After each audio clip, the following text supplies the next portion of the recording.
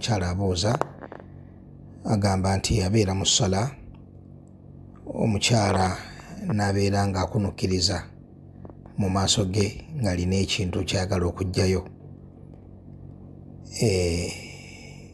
Abuuza nti singa akikola essala eba efudde.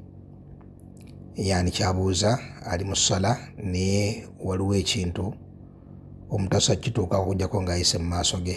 Kaakati mu kifo ky'okuyita mu maaso ge n'akunukkiriza n'omukono gwe n'akisikayo n'omukono ye ng'asigadde takutudde oba tayise mu maaso g'ono asaala. Ekyo ky'ekibuuzo kiri ku makulu ago. Alhamdulillah wassalatu wassalaamu ala rasulillah sallallahu alayhi wasallam. Okwanukula omubaka sallallahu alayhi wasallama yagamba hadithi ya Abi Dharr eri mu sunani ya Imam Abi Daud rahimahullah yagamba tu'adu as-sala min marri al-mar'a wal-himar wal-kalbi al-aswad.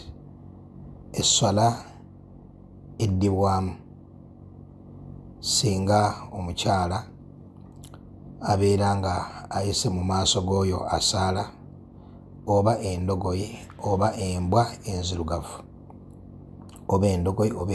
enzirugavu Ahadithi nyingi entuufu eziri mu Bukhari ne Muslim zajjira mu makulu taqta'u ssala.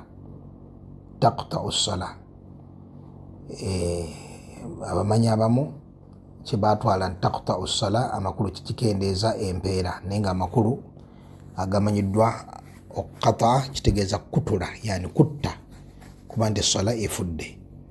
Ne alfaadhi ezo zonna lafudhi eno tu'adu as-sala erikkiriya bulungi nnyo nti essala erina okuddibwamu. Ada kitegeeza okuddamu, essala eddibwamu yani eba efudde, essala ebeera efudde. Eno hadithi sahahahu al-Albani rahimahullah fi sahiha.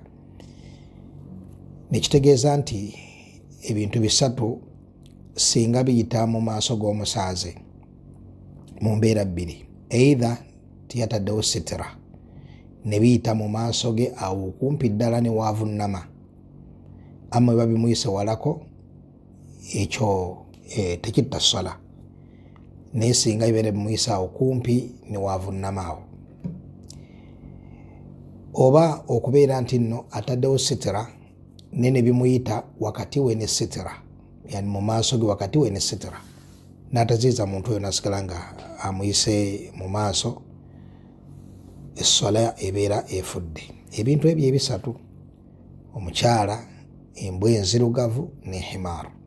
Himar yeddonke, endogoyi. Ne bw'abeera nga omukyala yasaala mukyala munne amuttira essala,